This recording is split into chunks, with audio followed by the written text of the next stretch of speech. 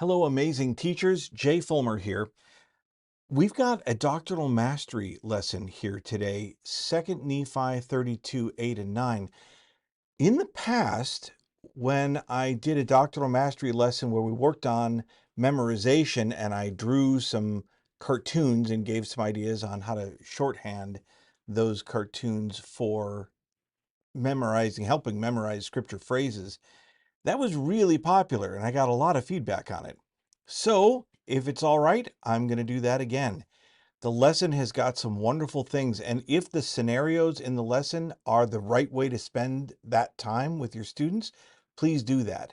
But if you'd like to try something fresh and work on memorizing the verses themselves, I offer this as a suggestion. So let's just review how to draw our trapezoid male and female. Here's our guy, here's our gal. It's just a simple variation on a stick figure, but I think it adds more variety.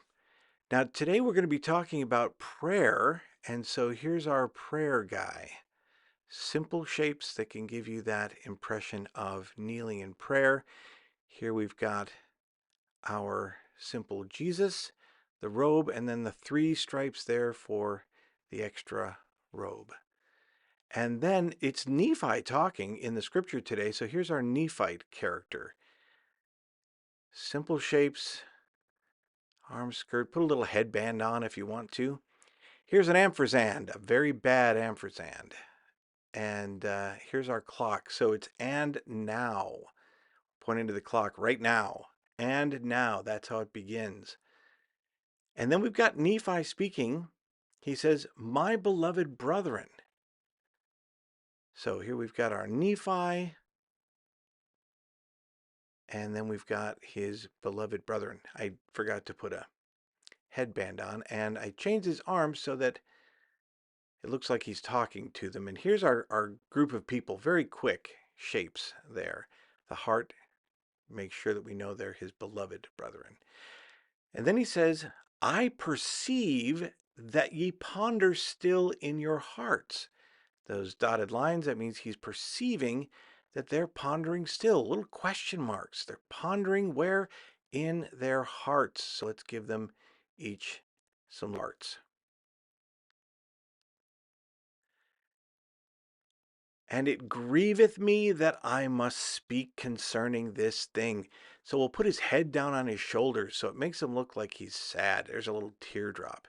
Arms are hanging low, and there's his speech bubble, but it's all grief-stricken. It grieveth him that he must speak concerning this thing. For if ye would hearken, there's the ear, hearken what? To the Spirit, in the form of a dove, which teacheth a man to pray,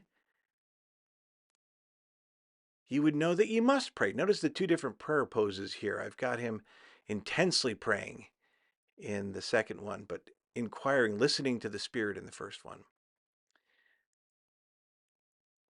For the evil spirit teacheth not a man to pray.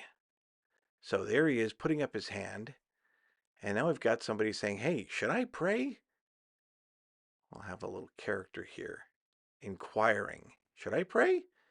And Satan is no. Now the evil spirit, we're going to just erase some parts there so he looks all spirity. Here's the evil spirit. He says, no, he's not going to teach you to pray. As a matter of fact, the evil spirit teacheth a man not to pray, but teacheth him that he must not pray. So he's got a chalkboard and a diagram. No praying.